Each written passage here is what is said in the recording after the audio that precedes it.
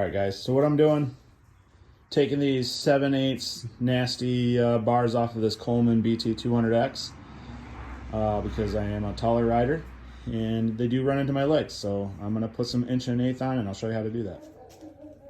You're gonna wanna mount up, get some of these Titan bar mounts. They change it from 7/8 to 1/8". So go ahead and do that, mount those up, they bolt right up.